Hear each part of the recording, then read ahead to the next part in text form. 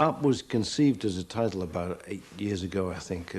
I had a lot of material even then, and there was still quite a lot of it was quite positive, and I was thinking about rivers and also playing with up the Khyber, up the Ganges, up the Mississippi series, where I would send the record off to a group in different countries, and they would do their interpretation of it, and then we'd try and sort of pull something together out of that, or put those out as individual things. So it was a sort of up package. But I think I mentioned that to Michael Stipe, and they were the first to come out with a record called Up, although I think now Shania Twain is going to have a record called Up, and Annie DeFranco had a record called Up, Up, Up, Up, Up, I think. There was some argument of whether it's past its sell-by date, and we actually put it up on the website whether people wanted it or not, and I think it was just in favor of the Up vote. So I decided to keep Up. I think also there's this thing about up and down in the record too, and I'll be playing with that on tour. So things last time were these two stages, a male-female stage, and urban, rural, and this next lot is sort of shifted 90 degrees and more about heaven and earth, I think.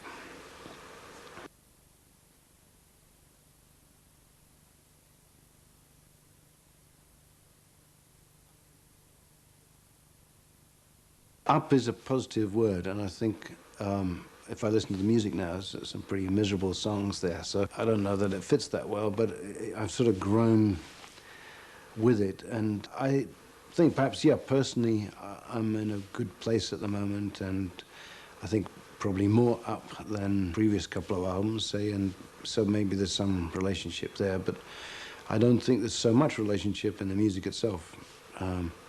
And I've always found it harder to write happy music than sad music. And I had sort of thought that there was a bit of a hospital anthem of sort of sew us up that I could string together. So it had a sort of logic to it.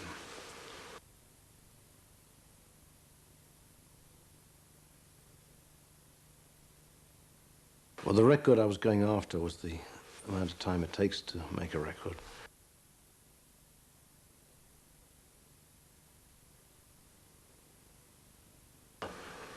I think I enjoy the process of making music better than being a traveling salesman. So I think I've, in part, been sort of avoiding getting into it. And then I do tend to get attracted to detours, to the accompaniment of trumpet. And Ovo with the Dome was one of those detours, and then there was this soundtrack, Long Walk Home. And I also want to try and take stuff in, because I think often, you know, when you make a record, you're spewing stuff out, and unless you've had enough input, how can you expect it to be interesting or have any new things to reflect on or comment on? I think that process is a slow process for me, and if I go into the studio there, we've got 130 song ideas, not all finished songs that we were working on. So I would sort of go from one thing to another and then to another, and I wasn't really focused on a small group of songs.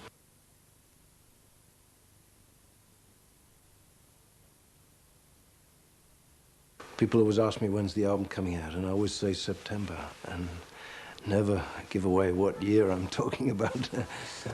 So it's sort of tended to drift a little further than I'd intended. But it feels like there's a lot of stuff now ready to come out. I've been very fortunate that I don't have to put out a record if I don't want to. So it's more when it feels ready, and when I feel ready to go out into the world again.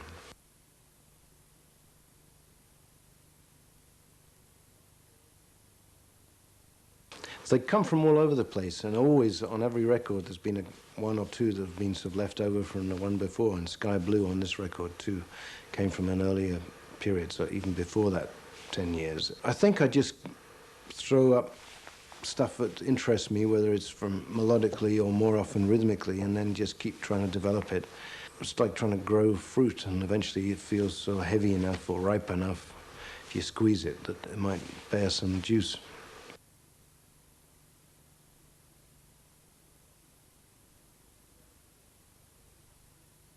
Well, some of the ideas are there early on, and sort of helping to shape the feel of the music, but the actual slog work of the lyrics is something I have to go away for usually, and it's something like anything from half a day to 10 days for me to nail a lyric usually. And I would go away sometimes to stay in a bed and breakfast or drive around the place, and I had to do that on my own. And in fact, I think that travel is good for lyrics for me.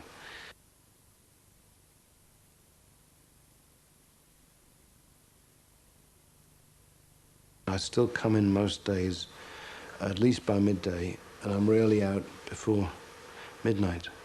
You know, and I think this is actually a very sad life sometimes. And I do want to cut that down and have more civilian night times. I have a sort of messy, sprawling technique of writing, really, which you throw all this stuff at the wall, and then you just chip away and spiral inwards and try and find the center. I remember talking to George Martin about this as a sort of production technique, and he was appalled, you know, all sort of the waste and the involved, you know, because he could only envisage, you know, having a definite result in mind that you went straight to, and you knew how to get there. I mean, I've tried that too, but I'm just not very good at it, and that's, you know, I work this other way.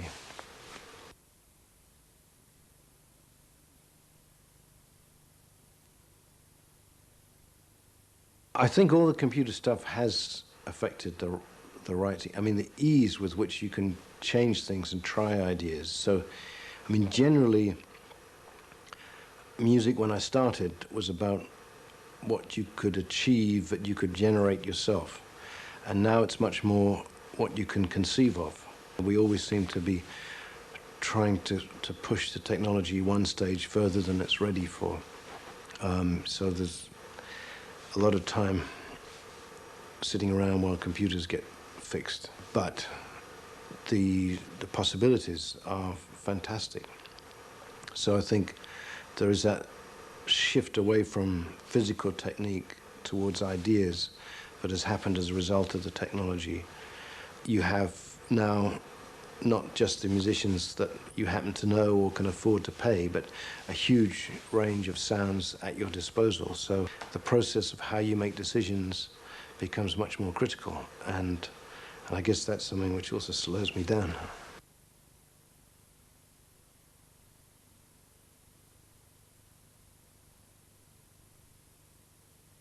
Having a studio for me is an incredible luxury for two reasons. One, it allows me, without worrying too much about money, to explore ideas as much or as little as I want.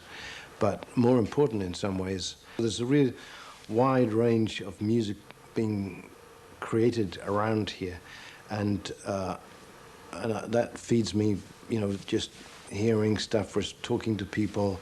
And if I hear a particular musician that I think, oh, that's great, that would be fantastic on that track, you know, I can try and hijack them. And I think having the studio here has really served me as an artist in keeping me amongst musicians and music.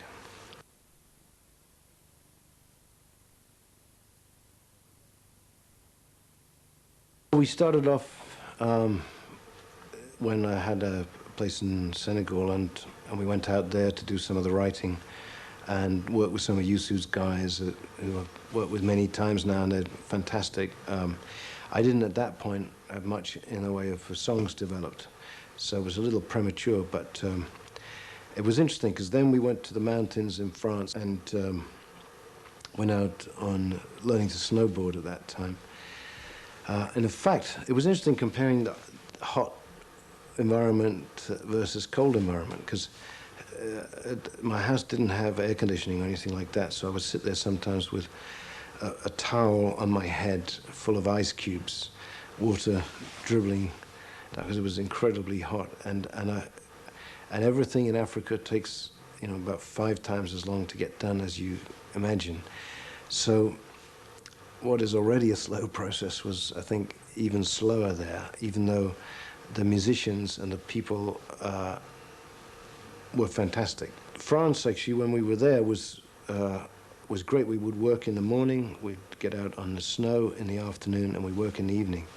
And it was the most efficient, so creative period for me, even though it sounds, you know, a bit of a con. And I find, too, when I'm on the snow, I cannot think about anything else but, you know, probably trying to stay up and survive. So it's really relaxing.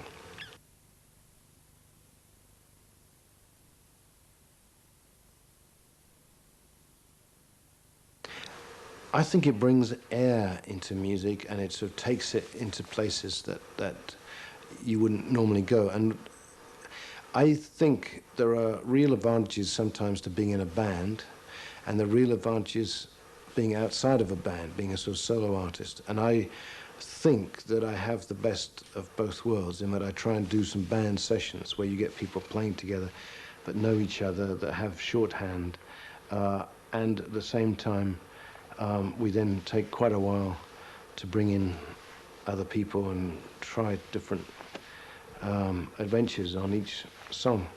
The key to collaborating is to listen, you know, and to allow someone space to do what they can do well.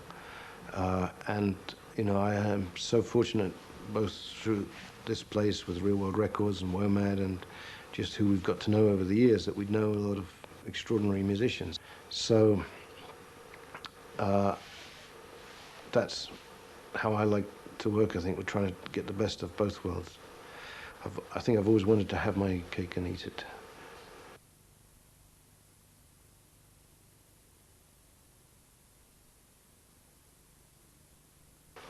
I think some bits are personal, and some bits are less sort of specific about relationships and more sort of observations on life, really, I think. And I would say it's less relationship focused, but still quite a personal record.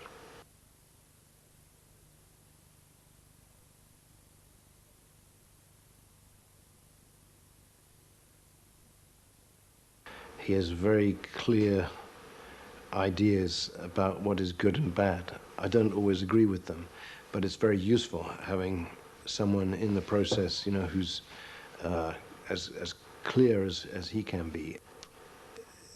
Maeve, my wife now, is also similarly very critical when she was working here too, and we get different people to score ideas. In fact, I mean, because this record has gone on for so long, it was, even though we've been going out 7 years before that, she was working here, and I asked people to score things out of 100, and most people are sort of polite enough to keep the score above 50. But she, I think, went down to 14 on one occasion,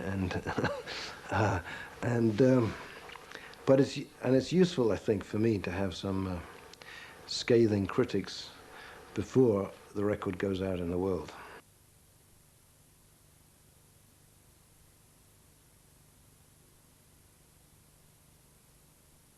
Peter Green is someone who I think was, you know, one of the key British musicians when I was growing up, and enormously talented. Clearly, he did go off the rails a bit, but I think very often if someone has that amount of ability, that are going to be that it can resurface in all sorts of ways. I was very keen to see if we could persuade him to come play something on it, and in fact he did a session down here and then a session in the studio where he normally works, and I sort of wanted a solo that was sort of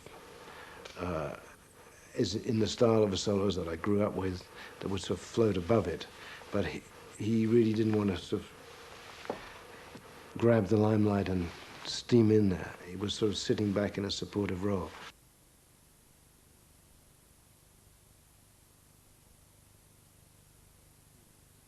Danny did a couple of tracks, and in fact there's one which will now, I think, be on the next record, but did some fantastic playing, and he's extraordinary player. And what also I like about him is that he wants the stuff ahead of time, so he's got a sense, he does his homework before he comes into the studio. Most people just turn up on the day and, you know, fire away. But I think because he's so loose in one way, but so precise in another, that he likes to get some sense of the sort of phrases he's going to use and the sort of type of motifs that he's going to put around places. But it's he's an extraordinary character and a great pleasure to work with.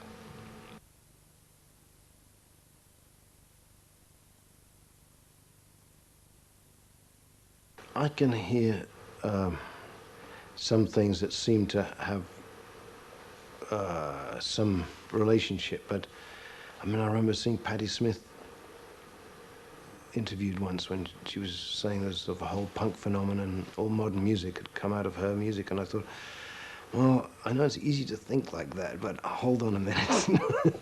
As with myself, I respond to all sorts of influences, and I think most other people do. I think when you're late teens, early 20s, there may be particular artists that you try and emulate and ape, and often actually you find yourself by trying to imitate the people you like best. So I would never discourage anyone from copying any artist, because I think that's how you can find your own voices, by exploring others.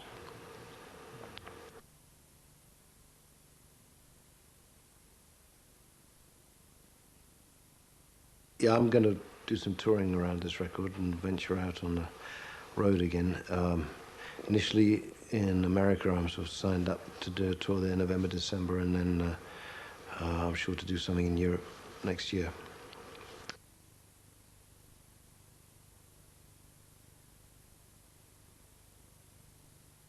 I still really enjoy visual things, and Robert Lepage, who I worked with on the last tour, who I think is a sort of real visionary, and I don't normally enjoy going to the theatre that much, but his work, it's really theatre for people who've grown up watching films. It's very visual and what I would call high moisture content. There seems to be sort of some mystery and depth and emotion around it. So some of the things I enjoy doing most now are brainstorming with interesting people, and doing a visual tour, you know, gives me a chance to do that, particularly with Robert.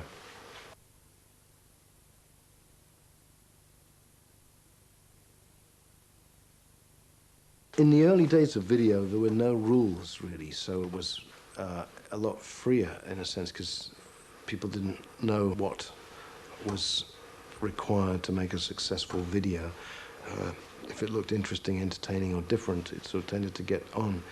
Now, you know, it's a more cynical commercial environment, and I think it's quite difficult for people that are trying to make something work artistically, if you like, visually, to get enough plays to warrant the budget to create it.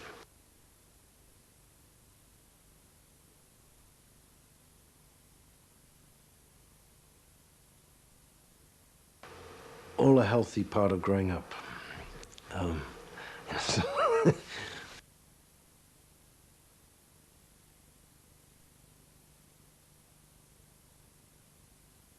I can look at it in a more detached way now, in a more critical way, I think. But I think the good things that had some spirit and emotion still work for me, and there's quite a lot of stuff that falls by the wayside.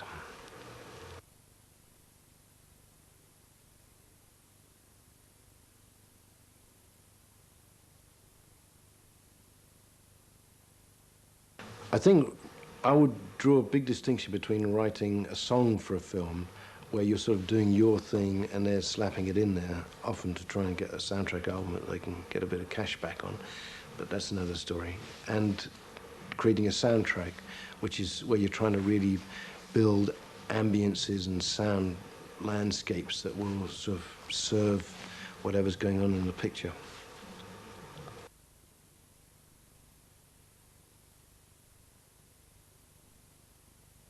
Darkness was titled House in the Woods and is about fear.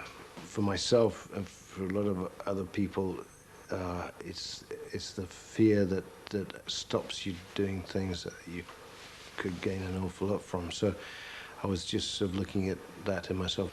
It feels to me more a sort of bookends record, and it looks at beginning and end of life more than the middle period.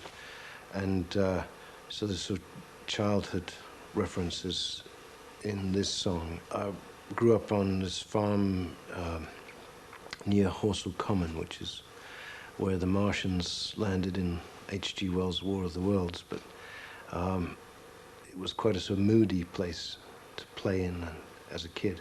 And there was this woman who was squatting in the woods in a caravan, and you could never tell if it was occupied, but you know, we'd heard noises in there from time to time, and there was newspaper over all the windows, so you couldn't look in. I think to our sort of 5, 6-year-old imagination, she was a witch and very scary. So we always ran very fast when we crossed the path by her caravan.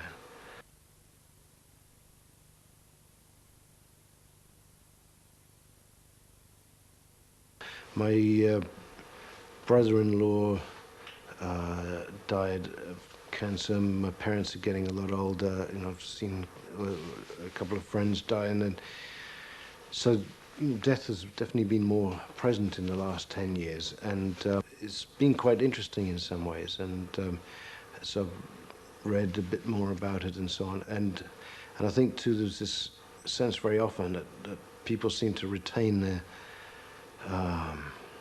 17-year-old selves throughout life in some way. I mean, they may peg it at a different age, but I don't think people feel old internally, or very rarely. Physically, they do. And there was this sense of never really having landed, you know, at the point when you look back over life and maybe float somewhere else.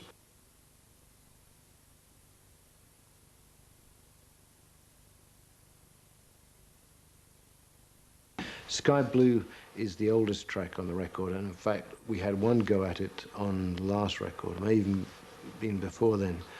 In fact, the original sort of riff, dee-da-da-dum-down, is probably 15 years old or something. But it was something I'd always liked and felt had some good emotion in it. And as a teenager, I was sort of very influenced by soul and blues, and that was my sort of starting point to a lot of music. And I think this was definitely an influence on that track. And we made it less of a band piece and emptied out the mix. And I had the wonderful chance, you know, to work with the Blind Boys of Alabama, and they are just extraordinary voices. I mean, extraordinary people too, but the voices are lived in. And they have a different type of quality to them than young voices. I think it's one of my favorite sort of emotional bits on the record.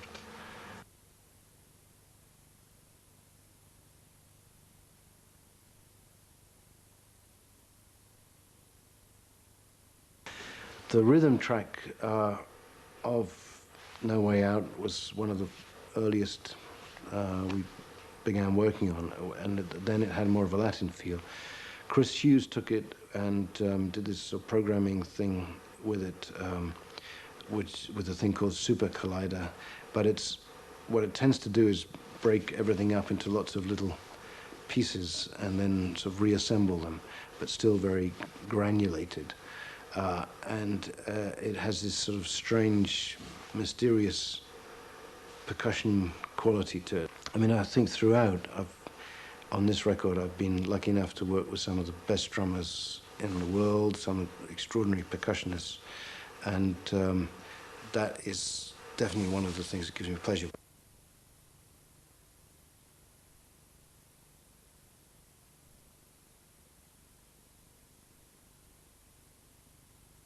One of the things over the years that's sort of amazed me in some ways is how people use songs once you sort of say goodbye to them. And there was one American comic who came up to me, and I'd always liked his work, and said, you know, I think that song, Don't Give Up, saved my life. And, you know, I was suicidal and just kept on playing it. And all sorts of other people have sort of used that song as an emotional tool, really. And I started to think, well, if you have songs as emotional tools, then what do we not really have? And there aren't really many songs that deal with grief properly, I think. So I thought, okay, I'll try and deal with a grief song. It sort of starts off, you know, with this pretty melancholy loss. And then you have this sort of sense that life is coming back in the middle. And then at the end, a gentle reminder that actually you have lost something that you loved. So it was sort of constructed, if you like, as an emotional tool.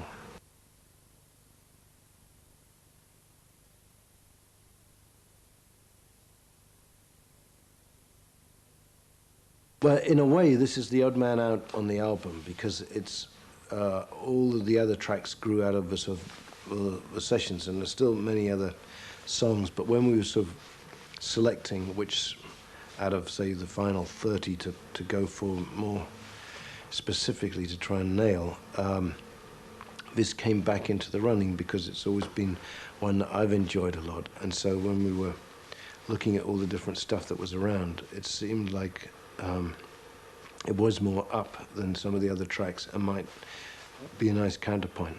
It's probably, again, along with Sky Blue, the most sort of soul references in the music, and in some ways the least thought about, and it, you know, grew out of a sort of a jam, effectively.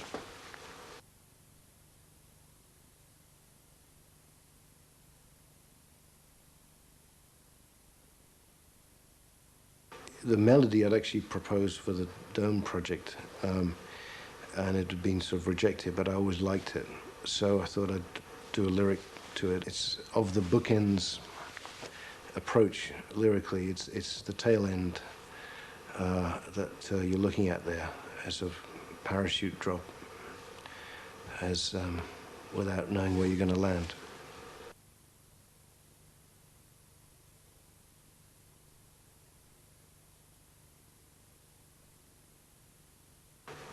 Barry Williams is, yeah, definitely an observation on TV culture, and I didn't realize at the time of choosing the name Barry Williams, which was effectively out of a hat, there would be various well-known Barry Williams. There's a Welsh rugby player, there's an actor who was in the Brady Bunch in America, and now it's sort of, we've got samples that have been running on our website, and so people are sort of speculating on why I would make references to the Brady Bunch and so on.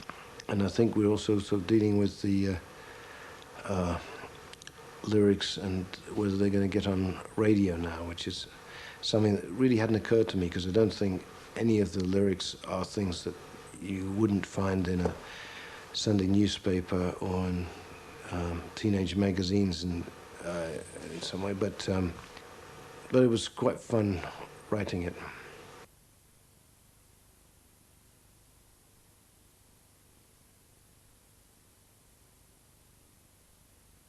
The mood of it was something that I liked, and there was a moment in Africa, in fact, when the one of the echo machines jammed, so it started malfunctioning, and I liked the sound of it, and so the loop, which that track is actually from this Delta Lab echo unit that was crapping out at the time.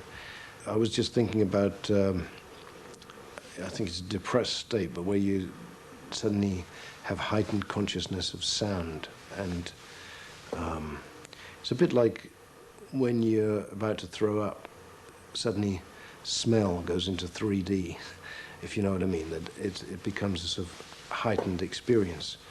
So I was just trying to picture it, that this world in which the sounds, I mean, which I think is something that I know from my own experience, but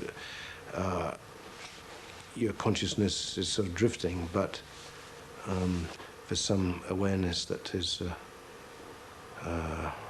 retained.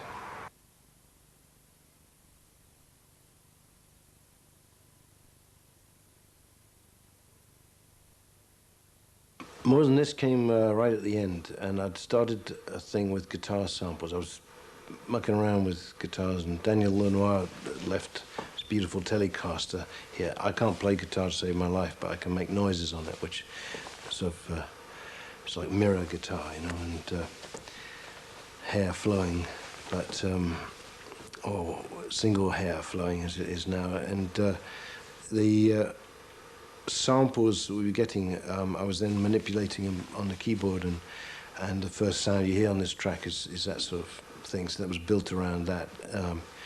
But I'd always liked it, and in fact, yeah, I was actually driving through the Italian Alps. It's, again, it's one of these scenic detours that I found this cassette which had got this stuff in, and then I've been playing around with a different sort of groove. And that started all to make sense to me at that point.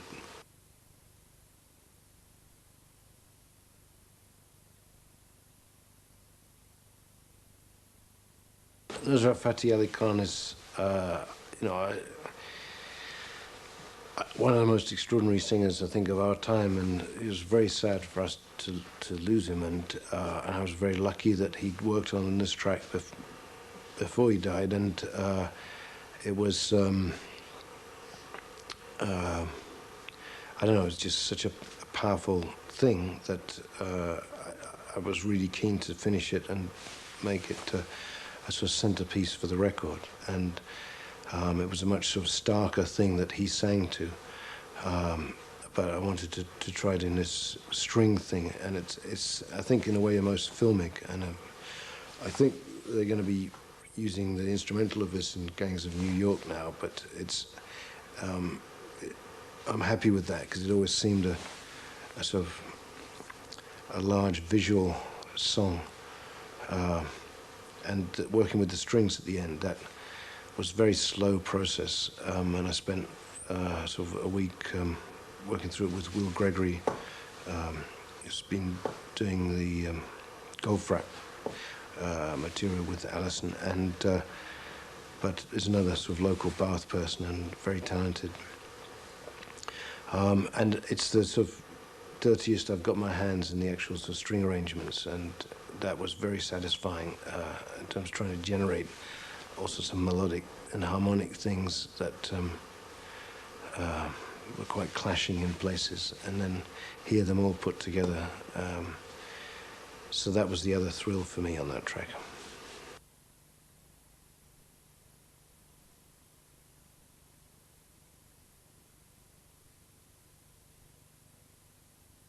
I'm really hopeful that there'll be at least one other record out within sort of 18 months after this. So it depends, you know, how much touring and all the rest I do, but it shouldn't take that long, you know, touch wood, to finish it off, because there are some tracks finished. Some I'm sure I'll rework a bit, but a lot of the writing has been done, and the lyric, which is often the longest, slowest part. You know, I have quite a few lyrics now, so it's it feels good to have something in the bank, as it were.